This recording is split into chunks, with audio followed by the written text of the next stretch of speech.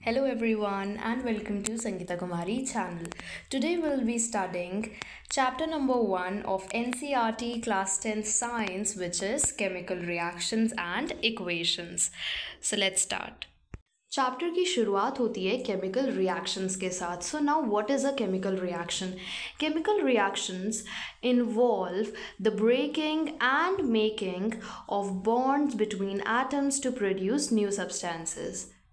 Now अब जो किसी भी एटम के अंदर बॉन्ड्स होते हैं, जब वो टूटते हैं और न्यू बॉन्ड्स बनते हैं जिससे हमें न्यू सब्सटेंसेस मिलते हैं, तब हम कहते हैं कि एक केमिकल रिएक्शन हुआ है. A chemical reaction has taken place.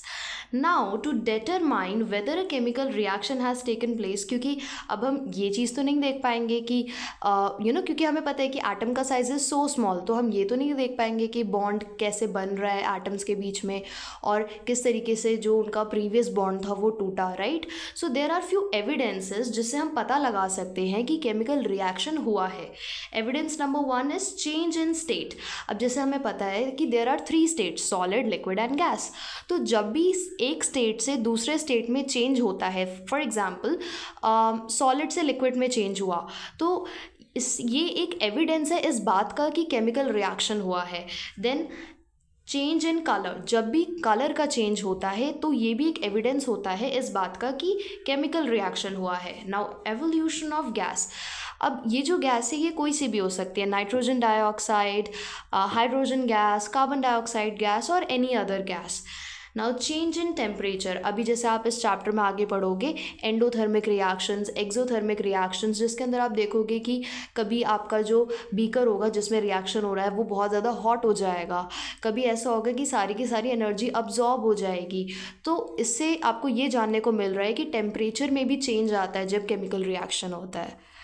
So now our next topic is steps to balance a chemical equation. Now अब आपको ना ये इस चैप्टर से एक इस टाइप का भी क्वेश्चन आता है कि वो आपको एक स्केलेटल केमिकल इक्वेशन दे देंगे और आपको उसको बैलेंस करके दिखाना होगा.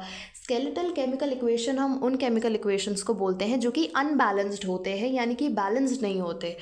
तो अब हमें ये जानना बहुत इंपॉर्टेंट है कि हम बैलेंस करते क्यों हैं. तो there is a law called as law of conservation of mass, which states that mass can neither be created nor be destroyed in a chemical reaction. तो होता क्या है कि जब हम LHS और RHS यानी कि लेफ्ट हैंड साइड और राइट हैंड साइड पे जो नंबर ऑफ एटम होते हैं वो सेम कर देते हैं, तो इससे ये होता है कि जो मास होता है उन एटम का वो सेम हो जाता है दोनों साइड पे. तो इस वजह से केमिकल इक्वेशन बैलेंस हो जाती है. Now there are few steps जिससे आप केमिकल इक्वेशन को बैलेंस कर सकते हो. Step number 1, an equation containing number of atoms on the LHS equals to number of atoms on the RHS is considered as a balanced equation because the mass should be the same on both the sides of equation due to the law of conservation of mass. Now यहाँ पे एक remember का point भी दिया हुआ है कि जब भी आप इक्विलाइज करो नंबर ऑफ एटम्स को, तो you can not alter the formula of the compound और element involve in the reaction. इसका क्या मतलब है ये मैं आपको एक एग्जाम्पल के थ्रू समझाती हूँ. जैसे कि अब अगर आपके पास एक केमिकल इक्वेशन है, magnesium plus oxygen is equals to magnesium dioxide. So ये एक स्केलेटल केमिकल इक्वेशन है. तो अब आपको इसको बैलेंस करने के लिए आप ये नहीं कर सकते कि आपने यहाँ पे 2 लिख दिया तो ये बैलेंस हो गया, because this would be considered wrong. Why? The reason is very simple, क्योंकि ऐसा करने से इसका फॉर्मूला ही चेंज हो जाएगा, जो कि हम नहीं कर सकते. Instead what we can do is इस स्केलेटल इक्वेशन को बैलेंस करने के लिए हम यहाँ पे 2 लिख देंगे. अब क्योंकि हमने यहाँ पे 2 लिखा है तो मैग्नीशियम भी 2 टाइम्स हो गया ऑक्सीजन के साथ साथ, तो अब हमें LHS में भी मैग्नीशियम को 2 टाइम्स करना पड़ेगा. नाउ अब ये जो पूरी इक्वेशन बनी ये एक बैलेंस इक्वेशन हो गई. इसकी एक एक्टिविटी भी दी हुई है आपकी NCERT की बुक में. मैं इस एक्टिविटी को आपको जो स्लाइड आएगी अपकमिंग स्लाइड्स उसमें मैं आपको डिटेल में इस इक्वेशन को समझाऊंगी. Now our next topic is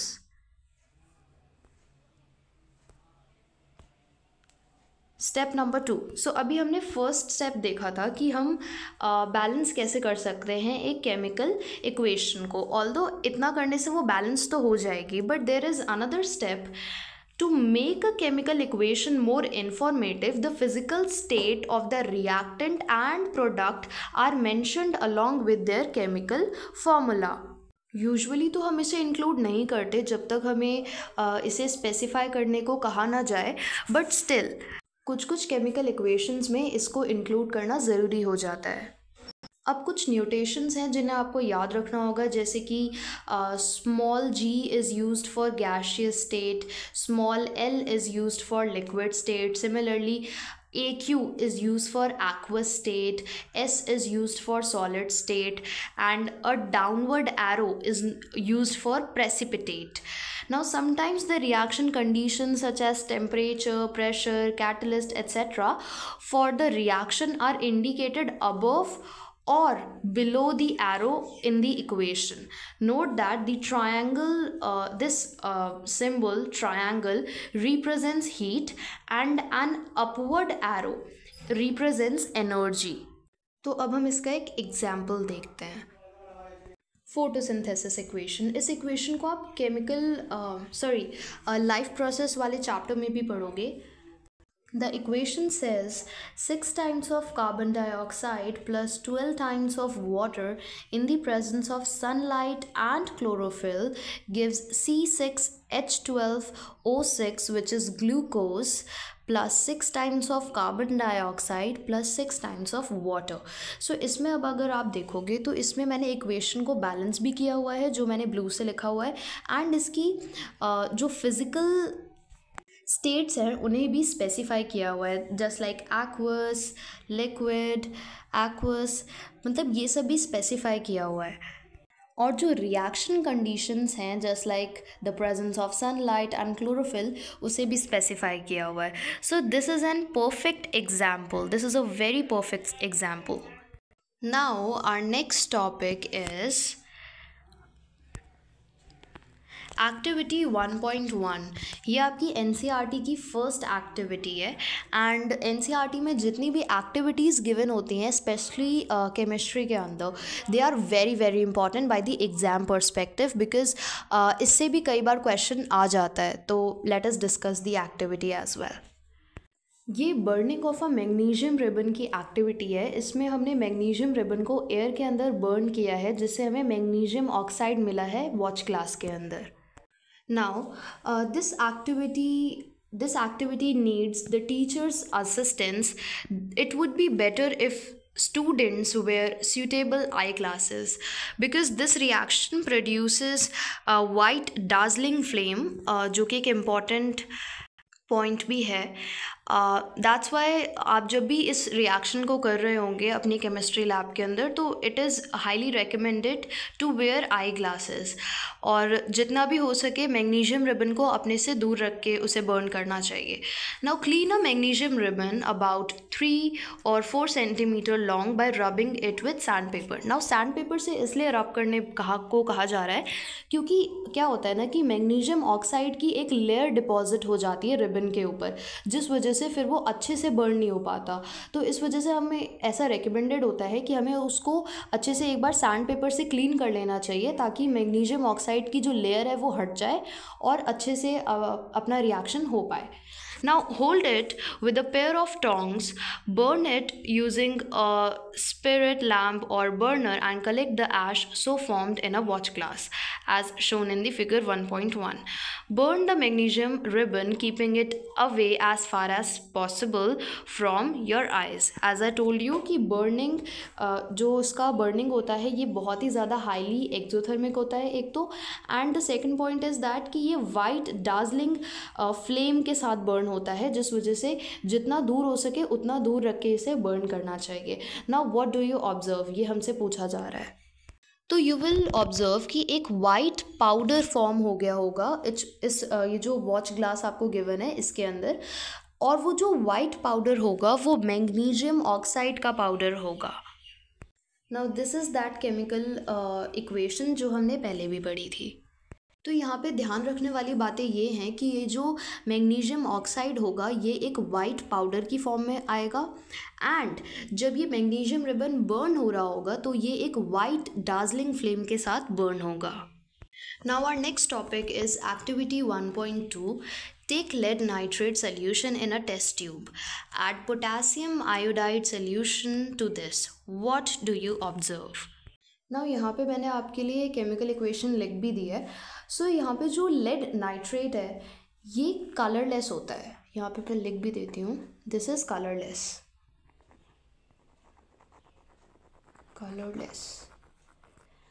and similarly जो आपका पोटेशियम आयोडाइड होता है दिस इज़ ऑल्सो कलरलेस, सो जब आप लेड नाइट्रेट के सोल्यूशन में पोटेशियम आयोडाइड का सोल्यूशन डालोगे तो होगा क्या कि जो लेड आयोडाइड होगा वो फॉर्म हो जाएगा, एंड यहाँ पे ये मैंने डाउनवर्ड एरो का सिंबल भी यहाँ पे लगाया है, इट मीन्स प्रेसिपिटेट। सो जो लेड आयोडाइड होगा उसका येलो कलर का प्रेसिपिटेट बन जाएगा। मैं यहाँ पे लिख भी देती हूँ, यहाँ पे ये येलो कलर का प्रेसिपिटेट बनेगा और इसके साथ साथ आपका पोटेशियम नाइट्रेट बनेगा। तो यहाँ पे बेसिकली डबल डिस्प्लेसमेंट रिएक्शन हुई है जो अभी आप अपकमिंग स्लाइड्स में पढ़ोगे। Now our next topic is activity 1.3. Take a few zinc granules in a conical flask or a test tube. Add dilute hydrochloric acid or sulfuric acid to this. Now, do you observe anything happening around the zinc granule? Touch the conical flask or test tube. Is there any change in its temperature? Now यहाँ पे मैंने आपके लिए chemical equation भी लिख दी है। जब आप जिंक में H2SO4 डालोगे तो आपको मिलेगा zinc sulphate plus hydrogen gas. ये एक एग्जाम्पल है डिस्प्लेसमेंट रिएक्शन का जो अभी आप अपकमिंग स्लाइड्स में पढ़ोगे। तो यहाँ पे मैंने सल्फ्यूरिक एसिड लिया था, बट अगर आप हाइड्रोक्लोरिक एसिड भी लोगे तो रिएक्शन सेम ही होगी कि जिंक का सॉल्ट बनेगा और हाइड्रोजन गैस बनेगा, उसके साथ लाइब्रेट होगा। तो ये जो रिएक्शन है ये हाईली एक्सोथर्मिक रिएक्शन है, जिस वजह से जो आपका टेस्ट ट्यूब होगा वो काफ़ी ज़्यादा गर्म हो जाएगा। तो वही यहाँ पे पूछा भी गया है कि touch the test tube, is there any change in its temperature? So yes, change आएगा टेम्परेचर के अंदर कि वो गर्म हो जाएगा, right, it will become hot. Now our next topic is types of chemical reactions. तो यहाँ पे मैंने आपको इसे एक फ्लो चार्ट की फॉर्म में समझाया है ताकि आपको इसे समझने में आसानी हो। So the first type of chemical reaction is combination reaction, when two or more substances, elements or compound combine to form a single product. It is known as combination reaction. Now combination reaction में क्या होता है, दो या दो से ज़्यादा reactants होते हैं, बट जो फाइनल प्रोडक्ट होता है वो एक सिंगल प्रोडक्ट ही होता है। अभी मैं आपको अपकमिंग स्लाइड्स में इन सारे ही रिएक्शंस के एग्जाम्पल्स भी दूंगी तो आपको ज़्यादा अच्छे से क्लियर हो जाएगा। Now the next type of chemical reaction is your decomposition reaction. When a single reactant breaks down to give simpler product, it is known as decomposition reaction. It requires energy either in the form of heat, light or electricity to break down the reactants. Now अगर हम decomposition reaction perform करते वक्त energy heat की form में दे रहे हैं तो हम उसे थर्मल डीकॉम्पोजिशन बोलेंगे। अगर हम एनर्जी लाइट की फॉर्म में दे रहे हैं तो हम इसे फोटो डीकॉम्पोजिशन बोलेंगे। और अगर हम एनर्जी इलेक्ट्रिसिटी की फॉर्म में दे रहे हैं तो हम उसे इलेक्ट्रिक डीकॉम्पोजिशन रिएक्शन बोलेंगे, thermal decomposition. When a decomposition reaction is carried out by heating, वही सेम बात जो अभी मैंने बोली। Now the third type of chemical reaction is displacement reaction. When a more reactive element displaces a less reactive element from its compound, it is known as displacement reaction. अब जो हमारी reactivity series होती है उसमें कुछ more reactive elements होते हैं और कुछ लेस रिएक्टिव एलिमेंट्स होते हैं। तो जब एक मोर रिएक्टिव एलिमेंट एक लेस रिएक्टिव एलिमेंट को डिस्प्लेस कर लेता है अपने उसके कंपाउंड्स में से, तो हम उसे डिस्प्लेसमेंट रिएक्शन बोलते हैं। डोंट वरी, अभी मैं इन सारी रिएक्शंस के आपको एग्जाम्पल्स भी दूंगी तो आपको ज़्यादा अच्छे से क्लियर होने लगेगा. Now the next type of reaction is double displacement reaction. When cation and anion of two compounds switch places it is known as double displacement reaction. अब डबल डिस्प्लेसमेंट रिएक्शन में काफ़ी स्टूडेंट्स को ये confusion रहता है कि सारे ही double displacement reaction में प्रेसिपिटेट फॉर्म होता है, बट ऐसा नहीं होता. प्रेसिपिटेशन रिएक्शन हम उस रिएक्शन को बोलते हैं, double displacement reaction involving the production of an insoluble solid residue called the precipitate. मतलब जिसमें वो insoluble residue बने, सिर्फ वही reaction precipitation reaction कहलाता है. Otherwise it is only known as your double displacement reaction. Now the next type of chemical reaction is your oxidation reaction. When a substance gains oxygen or loses hydrogen during a reaction, it is known as oxidation reaction. मतलब जब किसी substance के पास oxygen add हो जाता है या फिर उससे हाइड्रोजन लूज़ हो जाता है किसी भी रिएक्शन के ड्यूरिंग, तो हम उसे ऑक्सीडेशन रिएक्शन कहते हैं. रिडक्शन रिएक्शन होता है when a substance loses oxygen और gains hydrogen during a reaction. मतलब कि ऑक्सीडेशन का ठीक उल्टा ही है रिडक्शन. जब किसी सब्सटेंस में हाइड्रोजन ऐड हो जाए या फिर वो सब्सटेंस ऑक्सीजन को लूज कर दे किसी भी रिएक्शन के ड्यूरिंग, तो हम उसे रिडक्शन रिएक्शन कहते हैं. Now what is redox reaction? Redox reaction is also known as oxidation reduction reaction. Now क्योंकि इस रिएक्शन के अंदर ऑक्सीडेशन और रिडक्शन दोनों ही परफॉर्म हो रहे होते हैं, that's why it is known as your redox और oxidation reduction reaction. Now the next type of reaction is exothermic and endothermic reaction. Exothermic reaction क्या होता है? Reaction in which heat is released along with the formation of product. मतलब वो reaction जिसमें heat release होती है और जो बीकर होता है वो हॉट हो जाता है along with the formation of product, उसे हम exothermic reaction बोलते हैं. Now endothermic reaction in which energy is absorbed. वो reaction जिसके अंदर energy absorb हो जाए, यानी कि जैसे कि हमने अभी पढ़ा था कि decomposition reaction में हम energy को देते हैं. तो जब हम energy देते हैं और reactants energy को absorb करते हैं और break हो जाते हैं, तो इसी टाइप के रिएक्शन को हम एंडोथर्मिक भी बोलते हैं, क्योंकि reaction in which energy is absorbed is known as endothermic reaction. Now ये एक बहुत ही ज़्यादा इम्पॉर्टेंट टॉपिक है. It is about oxidising agent and reducing agent. So बहुत ही ज़्यादा इंपॉर्टेंट है ये. The substance which oxidises the other substance in a chemical reaction is known as an oxidising agent और oxidant. Likewise, the substance which reduces the other substance in a chemical reaction is known as reducing agent or reductant. आप इसे ऐसे भी याद कर सकते हो कि जो सब्सटेंस रेड्यूस हो जाता है रिएक्शन के बाद वो ऑक्सीडाइजिंग एजेंट होता है, और जो सब्सटेंस ऑक्सीडाइज हो जाता है रिएक्शन के बाद वो रेड्यूसिंग एजेंट होता है. बाकी डेफिनेशन तो मैंने आपको बता ही दी है. Now let us see the examples of each type of reaction.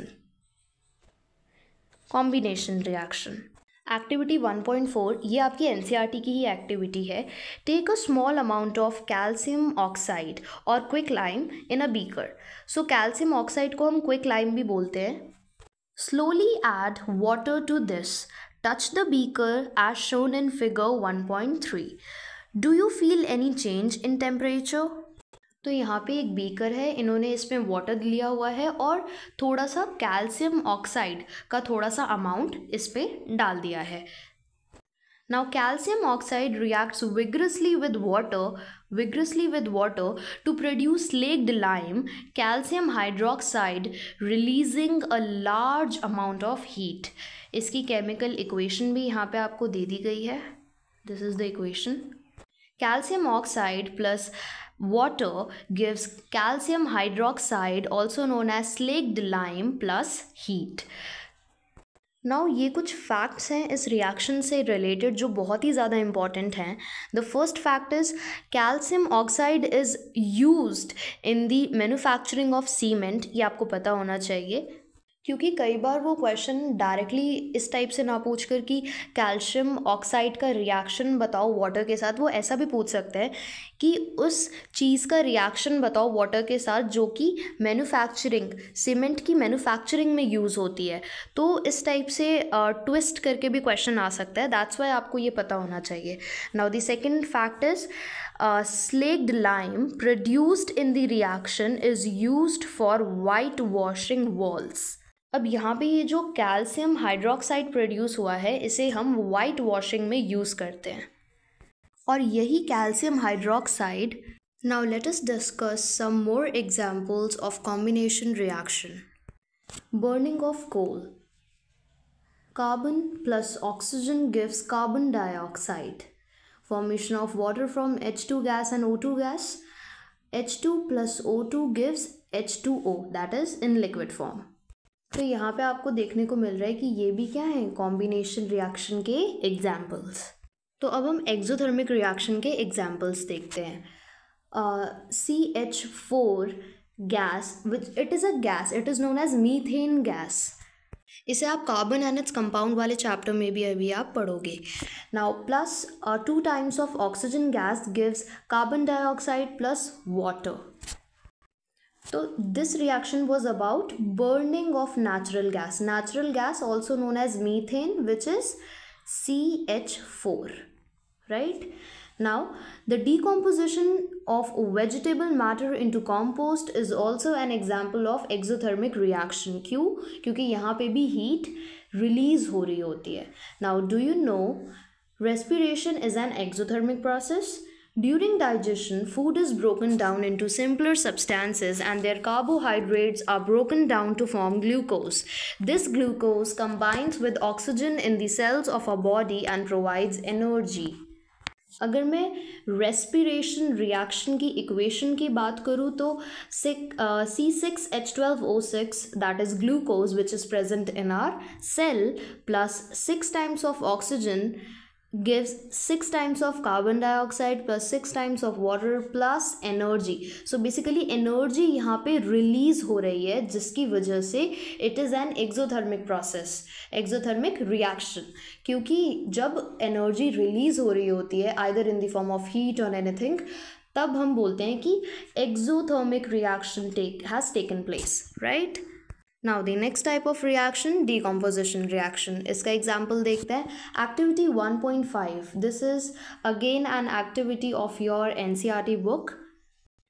Take about 2 gram of ferrous sulfate crystal in a dry boiling tube. Note the color of the ferrous sulfate crystal. Heat the boiling tube over the flame of a burner or spirit lamp as shown in figure 1.4. Observe the color of the crystal after heating. तो यहाँ पे आपको equation भी दी हुई है इस reaction की. It is a type of decomposition reaction क्योंकि यहाँ पे सिर्फ एक सिंगल रिएक्टेंट है जो कि हीट करने पर सिंपलर प्रोडक्ट्स में ब्रेक डाउन हो गया है, राइट. 1, 2 and 3 सिंपलर प्रोडक्ट्स में ब्रेक डाउन हो गया है. नाउ अब जो ये फेरस सल्फेट होता है it is green in colour, it is green in colour. But जो आपका फेरिक ऑक्साइड होता है it is brown in colour. So यहाँ से भी आपको देखने को मिल रहा है कि चेंज इन कलर हुआ which means chemical reaction has taken place, right. Now this was an example of thermal decomposition reaction क्योंकि यहाँ पे एनर्जी जो यूज़ हुई है वो हीट की फॉर्म में हमने एनर्जी को डाला है.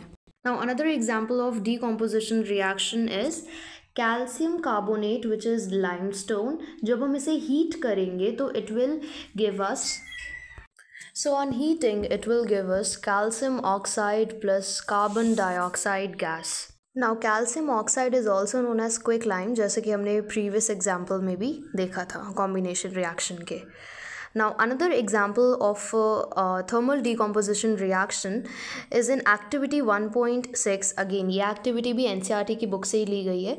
Take about 2 gram lead nitrate powder in a boiling tube. Hold the boiling tube with a pair of tongs and heat it over a flame as shown in the figure 1.5. What do you observe? Note down the change, if any. तो जब आप lead nitrate को heat करोगे तो you will get lead oxide plus 4 times of nitrogen dioxide plus oxygen gas. And nitrogen dioxide की brown colour की fumes आपको दिखेंगी. ये बहुत ज़्यादा इंपॉर्टेंट है इस रिएक्शन के अंदर, ब्राउन फ्यूम्स. और जो आपका लेड ऑक्साइड होता है वो आपका येलो कलर का होता है, येलो इन कलर. एंड जो लेड नाइट्रेट होता है this is white in colour, white. And यहाँ पे जो ऑक्सीजन गैस निकली है वो तो we all know is colourless. So this is how the reaction is. And यहाँ पे आपको फिगर में ब्राउन कलर की एमिशंस शो भी की हुई हैं as you can see. Now our next topic is activity 1.7. This activity is also taken by your NCERT book. Take a plastic mug, drill 2 holes at its base and fit rubber stoppers in these holes. Insert carbon electrode in these rubber stoppers as shown in figure 1.6. Connect these electrodes to a 6-volt battery. Fill the mug with water such that the electrodes are immersed. Add a few drops of dilute sulfuric acid to the water. अब यहाँ पे dilute sulfuric acid क्यों डाला गया है मैं वो भी अभी आपको explain करूँगी. Take 2 test tubes filled with water and invert them over the 2 carbon electrodes. Switch on the current and leave the apparatus undisturbed for some time. You will observe the formation of bubbles at both the electrodes. These bubbles displace water in the test tube. Is the volume of gas collected the same in both the test tubes? Once the test tube are filled with the respective gases, remove them carefully. Test these gases one by one by bringing a burning candle close to the mouth of the test tube. Caution: this step must be performed carefully by the teacher. What happens in each case? Which gas is present in each test tube? Now, this activity is about electrolysis of water. तो in case of electric current होता क्या है कि जो हमारा H2O होता है it breaks as H2 gas and your O2 gas. So oxygen gas and oxygen gas and hydrogen gas. As you can see that hydrogen gas is obtained at cathode, right? यहाँ पे hydrogen gas obtained हुई है and ये cathode वाला and था. And oxygen gas is obtained at anode, right? Oxygen gas यहाँ पे obtain हुई है एंड ये एनोड से कनेक्टेड था. Because we know as hydrogen is positive and cathode is negative, so positive negative attract each other. Similarly, oxygen is negative and anode is positive, so again positive and negative attract each other. अब अगर मैं इस equation को balance करूँ तो मैं यहाँ पे एक 2 लगाऊंगी और एक 2 यहाँ पे भी आएगा. सो ये हो जाएगा 4 टाइम्स ऑफ, सो हाइड्रोजन आपका 4 टाइम्स हो गया, ऑक्सीजन 2 टाइम्स हो गया आपके LHS में, एंड RHS में भी हाइड्रोजन 4 टाइम्स हो गया एंड ऑक्सीजन 2 टाइम्स हो गया. नाउ यहाँ पे जो H2 है it is the reducing agent as it reduces O2 to H2O, right? Now यहाँ पे जो फ्यू ड्रॉप्स डाली गई हैं सल्फ्यूरिक एसिड की, वो इस वजह से डाली गई हैं ताकि जो नंबर ऑफ़ आयंस हैं वो इंक्रीज़ हो जाए. As we know that strong acid dissociate into ions completely in water, right?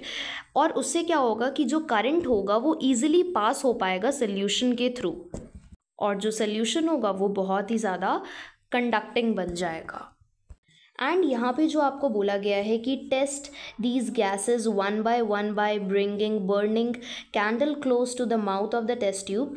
सो आप देखोगे कि जो हाइड्रोजन वाला आपका टेस्ट ट्यूब होगा, जब वहाँ पे आप बर्निंग कैंडल लेके आओगे तो it will burn with a pop sound, burn with a pop sound आता है। वो पॉप साउंड इस वजह से that pop sound basically indicates the presence of hydrogen gas, whereas जो ऑक्सीजन वाला टेस्ट ट्यूब होगा वहाँ पे जब आप बर्निंग कैंडल लेके आओगे तो कोई भी पॉप साउंड नहीं आएगा, जिससे आपको पता चलेगा कि वहाँ पे ऑक्सीजन गैस प्रेजेंट है, हाइड्रोजन नहीं प्रेजेंट है। Also you will notice that जो आपका हाइड्रोजन वाला टेस्ट ट्यूब होगा उसमें जो अमाउंट ऑफ हाइड्रोजन गैस होगा वो डबल होगा the amount of oxygen gas, because as you can see कि हाइड्रोजन गैस जो है वो 2 टाइम्स यहाँ पे आया है और ऑक्सीजन गैस तो यहाँ पे 1 टाइम ही आया है। दैट्स वाई जो ऑक्सीजन गैस होगा वो हाफ होगा हाइड्रोजन गैस का टेस्ट ट्यूब के अंदर। So this was about electrolysis of water. Now our next topic is activity 1.8. Again, this activity is from your NCERT book. Take 2 grams of silver chloride in a china dish. What is its color? Place this china dish in sunlight for some time and observe the color of the silver chloride after some time. तो यहाँ पे आप देखोगे कि जो आपका AgCl होता है this is basically white in colour, this is white in colour, but जब आप इसे सनलाइट में रखोगे तो यहाँ पे फोटो डीकॉम्पोजिशन रिएक्शन होगा और जैसे कि हमने पढ़ा था डीकॉम्पोजिशन रिएक्शन में कि एक सिंगल रिएक्टेंट 2 या 2 से ज़्यादा प्रोडक्ट्स में कन्वर्ट हो जाता है, बदल जाता है। तो यहाँ पे आपको मिलेगा सिल्वर प्लस क्लोरीन गैस तो उड़ जाएगी और जो सिल्वर होगा as we know that silver is grey in colour. तो यहाँ पे आपको रिएक्शन, यहाँ पे आपको चेंज इन कलर देखने को मिलेगा as an evidence of chemical reaction that has occurred. ये सेम रिएक्शन आप सिल्वर ब्रोमाइन के साथ भी देख सकते हो कि वो सिल्वर और ब्रोमीन गैस में टूट जाएगा एंड अगेन यहाँ पे भी आपको चेंज इन कलर देखने को मिलेगा। Now let us discuss about example of endothermic reaction. So all decomposition reaction are endothermic in nature because in decomposition reaction energy is absorbed. जैसे कि मैंने आपको बताया भी था कि जो एंडोथर्मिक रिएक्शन होता है उसके अंदर एनर्जी अब्जॉर्ब हो जाती है और डीकॉम्पोजिशन रिएक्शन में तो हमें एनर्जी देनी होती है either in the form of heat, light और इलेक्ट्रिसिटी। तो इस वजह से जितने भी डीकॉम्पोजिशन रिएक्शन होते हैं वो एंडोथर्मिक होते हैं नेचर में, क्योंकि डीकॉम्पोजिशन रिएक्शन में एनर्जी अब्जॉर्ब हो जाती है, right. Now our next topic is activity 1.9.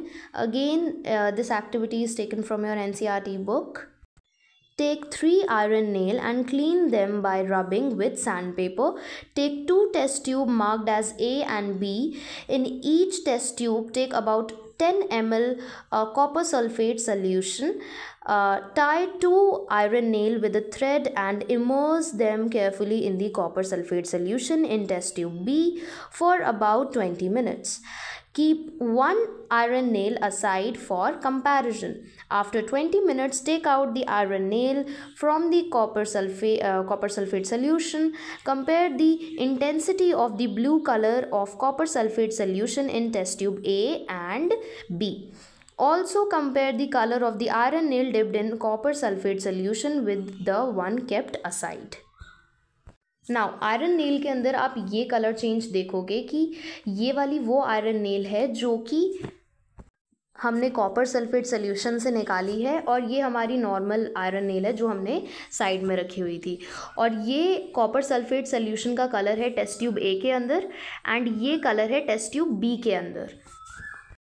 Now the question arises, why does the iron nail become brownish in color and the blue color of copper sulfate solution fades? तो ऐसा इस वजह से होता है क्योंकि वहाँ पे displacement chemical reaction takes place basically. This is the reaction. Iron plus copper sulfate gives iron sulfate plus copper because iron is more reactive than copper.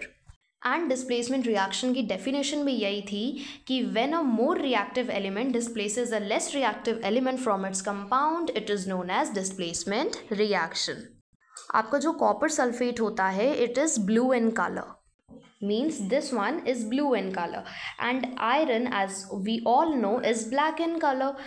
But जो आपका आयरन सल्फेट होता है it is pale green in colour, मतलब light green भी कह सकते हो आप इसे। एंड कॉपर आपका अलग हो जाता है, copper is around like reddish brown in colour, right. So basically आपको यहाँ पे चेंज इन कलर भी देखने को मिलता है as an evidence of chemical reaction. Now there are some other examples of displacement reaction such as zinc plus copper sulfate gives zinc sulfate plus copper, lead plus copper chloride gives lead chloride plus copper. Zinc and lead are more reactive element than copper. They displace copper from its compound. Now let's see example of double displacement reaction with a precipitate. तो यहाँ पे sodium sulphate ले लिया है हमने उसका aqueous solution, and barium chloride का भी ले लिया है सोल्यूशन। उसको हमने ऐड करा, मिक्स करा, तो हमें क्या मिला, barium sulphate, right, solid plus sodium chloride in aqueous. That means ये प्रेसिपिटेट नहीं है। प्रेसिपिटेट क्या है, जो सॉलिड फॉर्म में हमें मिला है। और यहाँ पे लिखा भी है that precipitate is barium sulphate which is white in colour, it is a white precipitate. So यहाँ पे हम डाउनवर्ड एरो का सिंबल भी बना सकते हैं। When an aqueous solution is added to another aqueous solution an insoluble substance is formed which is called as precipitate. तो यहाँ पे प्रेसिपिटेट क्या होता है उसकी डेफिनेशन भी आपको बता दी गई है। इसी सेम रिएक्शन की एक्टिविटी भी गिवन है आपकी बुक में, activity 1.10 which is take about 3 ml of sodium sulphate solution in a test tube, in another test tube take about 3 ml of barium chloride solution. मतलब सेम क्वांटिटी ली है हमने दोनों ही सोल्यूशंस की और फिर उन्हें मिक्स कर दिया। और फिर क्या हमें ऑब्जर्वेशन क्या मिलेगी वो हम ऑलरेडी इस वाली स्लाइड में देख चुके हैं, right. Now let's see example of oxidation and reduction reaction. Activity 1.11 heat a china dish containing about 1 gram of copper powder. What do you observe? तो जब आप इसे हीट करोगे तो you will get copper oxide which is black in color and copper as we all know reddish brown in color. So यहाँ पे आपको again change in color देखने को मिल रहा है। नाउ अगर इसी सेम लाइक यहाँ पे जो आपका कॉपर ऑक्साइड प्रोड्यूस हुआ है इसमें आप हाइड्रोजन गैस अगर इसमें पास करा दो इससे, तो क्या होगा कि आपको दोबारा से कॉपर ऑब्टेन हो जाएगा। मतलब रिएक्शन बेसिकली रिवर्स हो गई, आपको दोबारा से कॉपर मिल गया अलॉन्ग विद सम वाटर। तो यहाँ पे अगर मैं बात करूँ तो कॉपर आपका ऑक्सीडाइज हो गया क्योंकि उसमें ऑक्सीजन ऐड हो गया, एंड यहाँ पे जो कॉपर है आपका वो रेड्यूस हो गया। क्यों? क्योंकि उससे ऑक्सीजन हट गया, चला गया, राइट। एंड यही सेम बात यहाँ पे आपको लिखी भी हुई है। एंड ऑल्सो ऑब्वियसली हाइड्रोजन में आपको यहाँ पे ऑक्सीडेशन देखने को मिल रहा है क्योंकि यहाँ पे ऑक्सीजन ऐड हो गया, right. Some other examples of redox reaction, redox reaction जैसे मैंने आपको बताया था जिस रिएक्शन में ऑक्सीडेशन और रिडक्शन दोनों ही हो रहे होते हैं। Zinc oxide plus carbon gives zinc plus carbon monoxide. Manganese oxide plus hydrochloric acid gives manganese chloride plus 2 times of water plus your chlorine gas. तो यहाँ पे आपको देखने को मिल रहा है कि ये जो है आपका ये हो गया रेड्यूस क्योंकि इससे ऑक्सीजन चला गया और ये आपका ऑक्सीडाइज हो गया, राइट। सिमिलरली यहाँ पे जो आपका जिंक ऑक्साइड था वो यहाँ पे क्या हो गया, रेड्यूस हो गया, एंड जो कार्बन था वो ऑक्सीडाइज हो गया, right. Now the next topic is oxidation reduction in everyday life. Oxidation reaction in everyday life. This is the last topic of this chapter and also a very important topic, corrosion. So corrosion क्या होता है? When a metal is attacked by substance around it such as moisture, acid, etc., it is said to corrode and this process is known as corrosion. अब क्या होता है जब कोई भी metal मॉइस्चर और एसिड एट्सेट्रा सब्सटेंसेस की वजह से ख़राब हो जाता है यानी कि कोरोड हो जाता है, तो इस प्रोसेस को हम कोरोजन बोलते हैं। इसके एग्जाम्पल भी हैं, just like your black coating on silver, silver पे वो जो ब्लैक कलर का एक कोटिंग सा आ जाता है सिल्वर के जितने भी आपके ऑर्नामेंट वगैरह होते हैं। And then green coating on copper, आप कॉपर के वेसल्स में देखना कभी ग्रीन कोटिंग आ जाता है। नाउ रस्टिंग ऑफ आयरन, ये भी एक क्या है, कोरोजन का ही एग्जाम्पल है। Also rusting of iron is an exothermic reaction. क्यों? क्योंकि यहाँ पे एनर्जी रिलीज़ होता है। ऑल्सो ऐसा नहीं है कि हीट बहुत ज़्यादा रिलीज़ होता है, like it is an exothermic reaction, but बहुत ज़्यादा विगरस नहीं होता ये reaction, but still it is an exothermic reaction. इससे हमें ये जानने को मिलता है कि सारे विगरस रिएक्शन ही एक्सोथर्मिक नहीं होते, कुछ रिएक्शंस ऐसे भी होते हैं जो कम विगरस होते हैं, but still they are exothermic in nature. Now the second example of oxidation reaction in everyday life is rancidity. When fats and oils are oxidized, they become rancid and their smell and taste changes. तो basically होता क्या है, जब खाने में present fat या फिर oil oxidise हो जाता है, उसमें ऑक्सीजन ऐड हो जाता है, तो क्या होता है कि वो रेंसिड हो जाता है और उसका टेस्ट और जो स्मेल होता है वो बहुत ज़्यादा चेंज हो जाता है। मतलब बेसिकली खाना ख़राब हो जाना जिसे हम बोलते हैं। अब इसके कुछ प्रिवेंशन मेजर्स भी हैं, जैसे कि usage of antioxidants, usage of airtight containers जो कि घरों में बहुत ज़्यादा यूज़ होता है, right. Filling of nitrogen gas in chips packet, अब जो आपके चिप्स वगैरह होते हैं उसमें आप देखते होगे कि काफ़ी सारी ना गैस भरी होती है, so that gas is nothing but nitrogen gas, जिससे कि जो चिप्स है वो उसका जो क्रंच है वो बना रहे और वो मतलब सील ना जाए, बेसिकली ऑक्सीडाइज ना हो जाए, राइट। एयर टाइट कंटेनर का क्या काम होता है? Air tight container basically prevent करता है फूड का contact with the atmospheric oxygen, right. क्योंकि एयर टाइट कंटेनर के अंदर जितना ऑक्सीजन प्रेजेंट है बस वही होता है, राइट। बट बाहर से कोई ऑक्सीजन दोबारा से जो मतलब एयर टाइट कंटेनर के अंदर जो भी खाना है उसमें नहीं जा सकता। And usage of antioxidants, as the name suggest antioxidants, ये क्या काम करता है? अगेन रेंसिडिटी को प्रिवेंट करने का काम करता है, राइट। खाने को ऑक्सीडाइज होने से प्रिवेंट करता है। Now that brings us to the end of this chapter. Hope you have understood what all I have told in this chapter.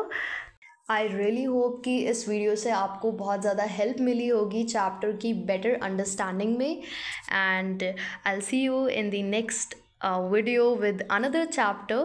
Till then, take care and bye bye.